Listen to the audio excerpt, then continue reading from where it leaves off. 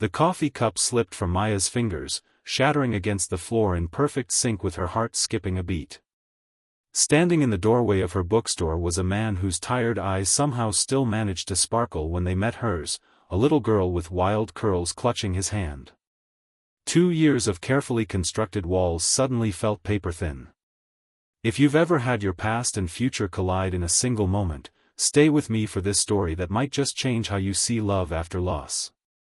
If this resonates with you, please consider liking this video and subscribing to our channel for more stories that remind us second chances come in unexpected packages. Maya Turner hadn't always been the woman who flinched when men stood too close. Before, she'd been the one who believed in fairy tales, who planned her wedding in meticulous detail with a man she thought hung the moon. Then came the text messages she wasn't meant to see, the secret bank account, and finally, the empty closet where his clothes had been. The divorce papers arrived on what would have been their 5th anniversary. For 2 years after, Maya poured herself into the one dream he couldn't touch, her bookstore, turning pages, nestled in the quiet corner of Mapleton. The shop bell jingled that Tuesday afternoon in October, bringing with it a gust of autumn air and leaves that scattered across her polished hardwood floor. Maya looked up from her inventory sheets to see him, tall, with shoulders slightly hunched as if carrying invisible weight, dark hair peppered with premature gray at the temples. But it was his eyes, deep brown and kind, that made her stomach flip in a way it hadn't in years. Beside him stood a little girl, maybe 6 or 7, with a riot of dark curls and a smudge of chocolate on her cheek. "Excuse me," the man said, his voice warm like honey over gravel. "My daughter has a book emergency." The little girl nodded solemnly, as if book emergencies were matters of national security. "Apparently, we cannot possibly survive another night without finding out what happens to Matilda." When Maya dropped her coffee cup, the little girl giggled, and the man rushed forward with apologies and paper towels he pulled from nowhere. Their fingers brushed as they both reached for the larger ceramic pieces, and Maya jerked back as if burned. "I'm so sorry," she stammered, more for her reaction than the broken mug. "I'm Ethan," he said, seemingly unfazed by her awkwardness. "And this is Lucy, literary critic and professional book emergency declarer." Lucy stuck out her hand with surprising formality. "Do you have Matilda? Daddy says she's magic like me." That was how it started, with a broken mug and a book emergency. Maya found herself explaining to Lucy about Roald Dahl while Ethan watched with a softness in his eyes that made Maya fidget.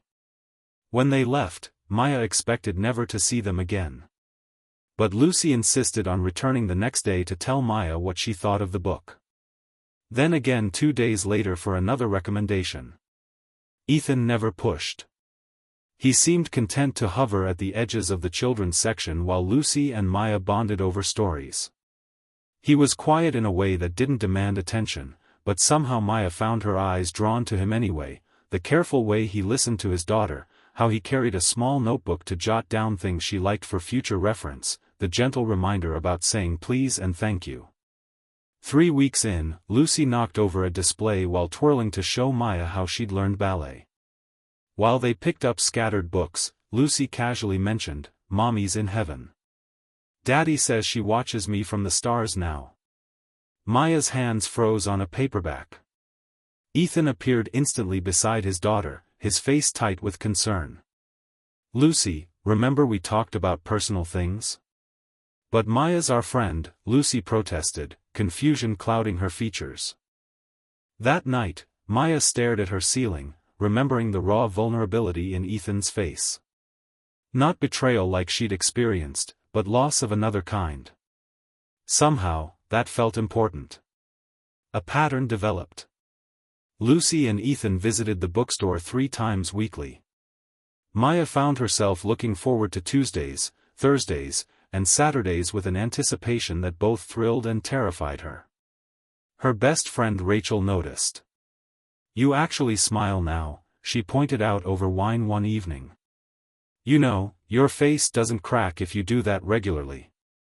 "It's not what you think," Maya protested. "What I think," Rachel said gently, "is that not all men are Aaron. The name of her ex-husband still had the power to make Maya's chest tighten. Aaron, who had promised forever and delivered barely 5 years. Aaron, who had looked her in the eyes and lied so convincingly she questioned her own sanity when the truth emerged. On a rainy Thursday in November, Lucy arrived at the store without Ethan. Instead, an older woman with Lucy's eyes introduced herself as Ethan's mother. "He's caught a terrible flu," she explained. Lucy wouldn't stop crying until we promised to bring her for her regular visit. Lucy tugged on Maya's sleeve. "Can you pick books for Daddy too? Reading makes everything better." Something shifted in Maya that afternoon as she carefully selected books she thought Ethan might enjoy, not that she'd been noticing his preferences or anything. She added homemade soup from the cafe next door and handed the package to Ethan's mother with cheeks burning so hot she was certain the older woman could feel the heat from across the counter. 3 days later, Ethan appeared alone, still pale but standing straighter than usual. "Lucy's at a birthday party," he explained, fidgeting with his jacket zipper. "I wanted to thank you personally for the books. And the soup." He hesitated, then added, "and to ask if you might consider having coffee with me sometime." "Just coffee," he rushed to add. "No pressure." Maya's first instinct was to run. To make an excuse. To protect the fragile peace she'd constructed. Instead, she heard herself say, "I close at 5 on Wednesdays." Their first coffee lasted 3 hours. Ethan told her about meeting his wife Julie in college, about their struggle with infertility, the joy when Lucy finally arrived, and the devastation of Julie's sudden diagnosis. "Brain aneurysm," he said quietly. She was gone within days. Lucy was 4. His hands trembled slightly around his mug. "For a long time after, I was just surviving, not living." Maya found herself sharing too, about Aaron's betrayal, about the shame she felt for not seeing it sooner, about how it had made her doubt her own judgment. "Sometimes I think I've forgotten how to trust," she admitted. "I understand," Ethan said simply. And somehow, Maya believed he did. Winter arrived, bringing with it holiday shoppers and a bustling store. Maya found reasons to text Ethan, book recommendations at first, then funny customer stories, then simply to ask about his day. Lucy created elaborate Christmas cards for Maya, covered in glitter that embedded itself permanently in the store's floorboards. On Christmas Eve, Ethan invited Maya to join them for dinner the following week. Just as friends, he assured her, though something in his eyes suggested he hoped for more. The dinner was a disaster. Lucy spilled grape juice on Maya's white sweater, the smoke alarm went off when Ethan burned the roast, and they ended up eating pizza on the living room floor while watching animated movies. It was the best night Maya had had in years. January brought a snowstorm that knocked out power across town. Maya was stuck in her apartment alone, shivering under blankets when a text arrived from Ethan. "Are you safe? Do you need anything?" Before she could answer, another came through, that was presumptuous. "You're a capable adult. Just worried." His consideration, his respect for her independence while still showing concern, broke something open inside her. Maya found herself standing outside his house 30 minutes later, snow in her hair and uncertainty in her heart. Lucy answered the door with a squeal of delight, pulling Maya into the warmth of their home where a fire crackled in the fireplace and board games covered the coffee table. That night, while Lucy slept, Ethan and Maya sat before the fire talking in low voices. "I'm afraid," Maya confessed. "Not of you, but of me. Of being wrong again." "I'm afraid too," Ethan admitted. "Of not honoring Julie's memory. Of hurting Lucy if things don't work out. Of not being enough." He reached for her hand slowly, giving her time to pull away. She didn't. "But I think maybe we could be afraid together, a little bit at a time." Their first kiss came in February, soft and hesitant in the shadow of her bookstore shelves after closing. Maya pulled back, panic rising in her throat. "I need time," she whispered. "I have plenty," Ethan replied. Spring arrived with challenges. Lucy went through a phase of acting out, jealous of Maya's presence in her father's life. Maya's mother voiced concerns about her dating a widower with a child. "Are you sure you're not just a replacement?" she asked, planting seeds of doubt that took root in Maya's mind. The first real fight happened after Lucy screamed at Maya during a picnic, "You're not my mom. Stop trying to be." Ethan had pulled his daughter aside for a stern conversation, but Maya had seen the conflict in his eyes, torn between the two people he cared about. "Maybe this is too much," Maya suggested that night over the phone, her voice breaking. "Lucy needs you more than I do. Don't make decisions for us," Ethan replied, an edge to his voice she hadn't heard before. "That's what Aaron did, decided what you needed without asking." The words hit with the force of truth. Maya had been looking for reasons to run before she could be hurt again. The turning point came unexpectedly. Maya arrived at Ethan's house for dinner to find Lucy waiting with a handmade card. Inside, in wobbly handwriting, were the words, "I'm sorry I was mean. Daddy says it's okay to be scared. I'm scared too. But I like when you read to me." At the bottom was a drawing of 3 stick figures holding hands.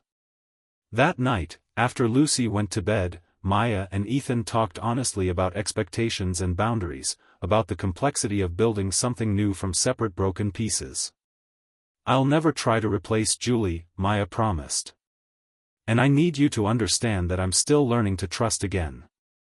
"One day at a time," Ethan agreed, his eyes reflecting the same cautious hope Maya felt blooming in her chest. Summer brought a rhythm to their evolving relationship. Sunday breakfasts at the diner where Lucy ordered chocolate chip pancakes. Wednesday evening walks in the park. Movie nights where they all fell asleep on the couch. Maya began keeping a toothbrush at Ethan's house. Ethan started helping with inventory at the bookstore. In August, on the anniversary of Julie's death, Ethan and Lucy invited Maya to join them at the cemetery. Maya hung back as they placed flowers on the grave, giving them space for their traditions. But Lucy reached back and pulled her forward. "Mommy would like you," she said with the simple certainty of childhood. "You make Daddy smile again." Autumn returned, marking a year since that first meeting.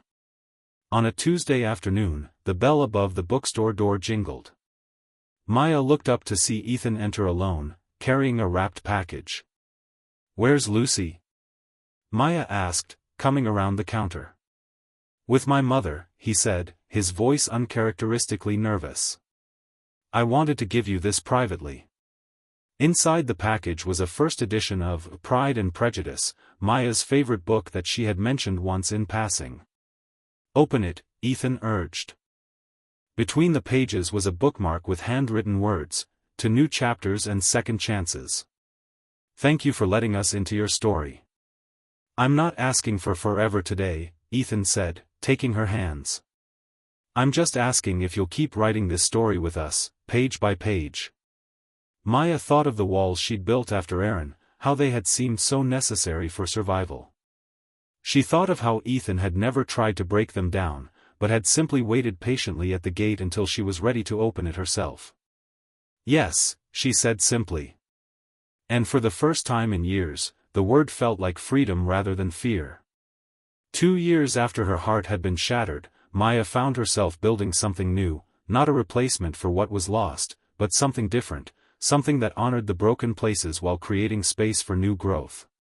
With a man who understood loss, a little girl who reminded her daily of resilience, and a bookstore that had become not just her sanctuary but a home for all 3 of them.